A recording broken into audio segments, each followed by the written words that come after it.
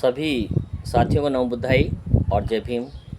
मित्रों, आज हम एक ऐसी सामाजिक बुराई के बारे में चर्चा करेंगे जो कि हमारे समाज को खोखला बना रही है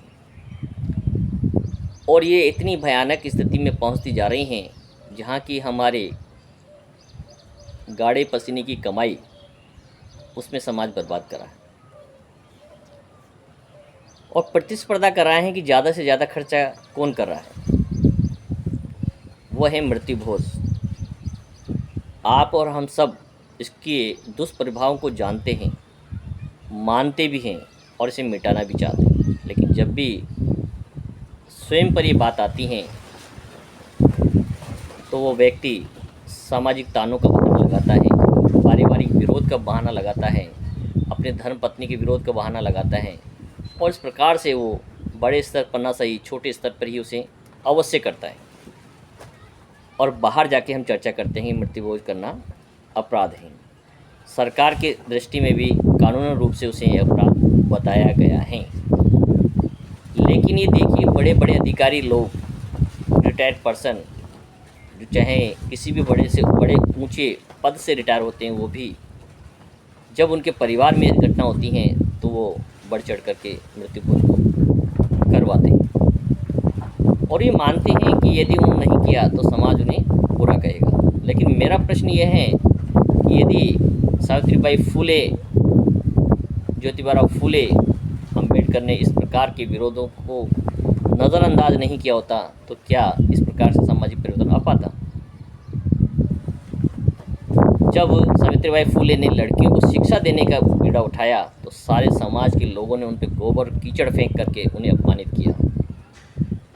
क्या आप और हम में से कोई हिम्मत जुटा सकता है कि इतना अपमान होने के बाद भी उस कार्य को निरंतर करता रहे।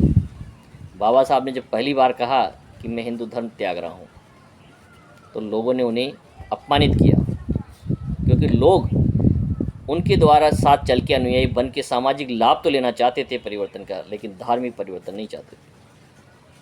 धीरे धीरे परिस्थितियाँ बदलती हैं, लोगों को समझ में आता है और फिर बिन बुलाए ही लोग उनके साथ खड़े हो जाते हैं। तो ये ऐसे व्यक्ति की आवश्यकता सबसे पहले समाज में होती है जो कि पहल करता है, नेतृत्व करता है और उसका अनुकरण समाज के अन्य लोग स्वतः ही करते हैं। और ये नई पहल बड़े स्तर पर करनी चाहिए। जितना बड़ा व्यक्ति है, जितने बड़े पद से रिटायर हुआ है या पद पे आसीन है, यदि वो व्यक्ति सामाजिक परिवर्तन को करता है तो कोई उसका बुरा नहीं करता है या कोई उसको अपमानित नहीं करने की हिम्मत नहीं करता है, कोई उसकी निंदा नहीं करता है। अगर ये सामाजिक परिवर्तन एक गरीब व्यक्ति करता है तो समाज उसे जीने नहीं देता है। ये कटु सत्य है। इस सत्य को हमें पहचानना चाहिए। आज हमारे बड़े भाई मित्र समाज सेवी प्रभुलाल जी बौद्ध ने एक क्रांतिकारी कदम उठाया और मुझे बड़ा गर्व है इनके कार्यों पर कि इन्होंने दृढ़ इच्छा शक्ति को इस तरह से साबित किया कि इनका भी विरोध समाज में हुआ होगा निश्चित रूप से, लेकिन सबको नज़रअंदाज करके गत 20 अगस्त को माता श्री का स्वर्गवास हो गया था। इन्होंने सभी आडंबरों को त्याग दिया, ब्राह्मणवादी पद्धतियों से किए जाने वाले सभी आडंबरों को ठोकर मार दिए और बौद्ध रीति से अपनी माता श्री का अंतिम संस्कार करवाया। किसी कारणवश मैं नहीं जा पाया, उसका पछतावा मुझे जीवन भर रहेगा, क्योंकि ऐसे पुण्य कार्य में मैं सम्मिलित नहीं हो पाया। इन्होंने 3 दिन के बाद ही सारा कार्यक्रम संपन्न करवाकर एक नई परंपरा स्थापित की और सार्वजनिक रूप से घोषणा की कि मैं अपनी माता श्री का किसी प्रकार का कोई मृत्युभोज नहीं करने वाला।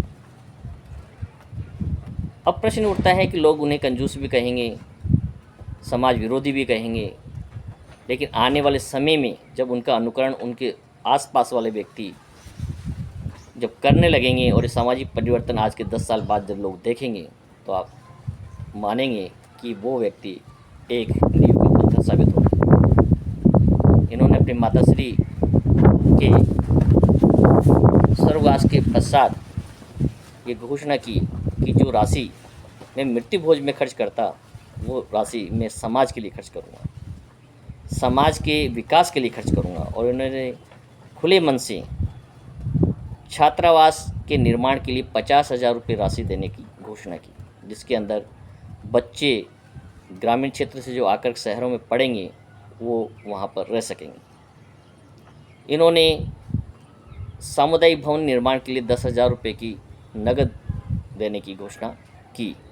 और इन्होंने मानव कल्याण के लिए पास में इनके नज़दीक जो पार्क है उसके डेवलपमेंट के लिए, बैठने की सीट्स लगाने के लिए, जालियाँ लगाने के लिए या पीने के पानी की व्यवस्था के लिए 20,000 की व्यवस्था करने की घोषणा की।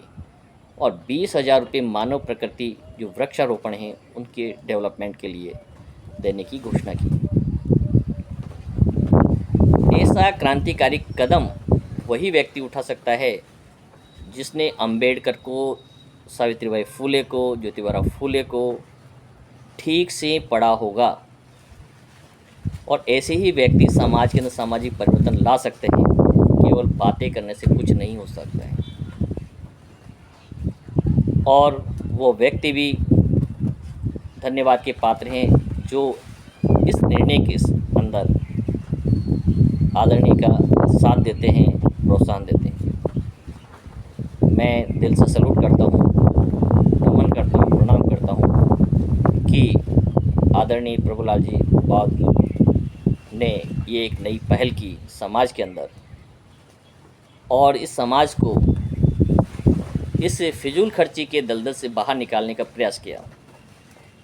हम सबको प्रेरणा लेनी चाहिए, इस प्रकार के फिजूल खर्ची को त्यागें और इस पैसे का उपयोग समाज के गरीब तबके के बच्चों के विकास में खर्च करें, अपने बच्चों के विकास में खर्च करें और आडंबरों से बाहर निकलें। ऐसी कोई परंपरा नहीं है जिसे हम बदल नहीं सकते, लेकिन बदलने के लिए इच्छा शक्ति का होना बहुत ही ज़रूरी है। और आज प्रभुलाल जी बौद्ध हैं, इन्होंने स्वेच्छा से ही अपने पुराने नाम को मिटा दिया, उस धर्म को मिटा दिया। ऐसे आप शायद समझ गए होंगे प्रभुलाल जी शाक्यवाल, जो कि मूलतः 12 के रहने वाले हैं, लेकिन वर्तमान में कोटा के अंदर वीर सावरकर नगर में निवास करते हैं और वरिष्ठ अध्यापक के पद से सेवानिवृत्त हुए हैं। बहुत ही अच्छी स्थिति में हैं, समाज के अच्छे कार्यकर्ता हैं, बामसेव के जिलाध्यक्ष हैं और बामसेव का अच्छा काम करते हैं, बुद्धिस्ट हैं, तथागत गौतम बुद्ध और अंबेडकर को मानते हैं, उनकी विचारधारा को फॉलो करते हैं और वास्तव में उसे अपने जीवन में साकार भी करके दिखाते हैं। ऐसे ही सामाजिक कार्यकर्ताओं की हमें आज आवश्यकता है। आप और हम सबको इनसे बहुत कुछ सीखने की आवश्यकता है। इन्होंने अपने पूरे शरीर को मेडिकल कॉलेज को दान किया हुआ है, तो फिर आप इस बात से अनुमान लगा सकते हैं कि व्यक्ति कितना करुणामय हैं और कितनी क्रांति करने की क्षमताएं रखते हैं। ऐसे लोगों को बार बार नमन, वंदन, बहुत बहुत आभार कि उन्होंने समाज को एक नई दिशा और एक नया रास्ता दिखाया।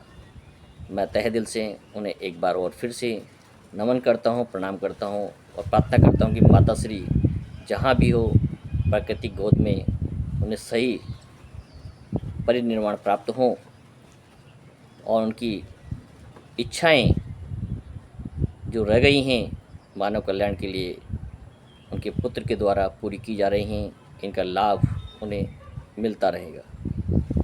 आप सबको बहुत बहुत वंदन, नमन। हमें भी कुछ सीखने की आवश्यकता है, केवल बात करने से कुछ नहीं होगा। समाज में परिवर्तन की अलग जगानी होगी और नया कुछ करके दिखाना होगा, तभी ये जो पिछड़ा हुआ समाज है, जो अंधकार में डूबा हुआ है, रूढ़िवादियों में डूबा हुआ है, हर चीज़ मुहूर्त और अच्छे अवसर के इंतज़ार में बैठा रहता है, उसे उस अंधकार से निकालने की आवश्यकता है। और जो नई पहल कोटा में प्रभुलाल जी बौद्ध द्वारा की गई हैं, उसका मैं तहे दिल से स्वागत करता हूँ। सभी को नमो बधाई।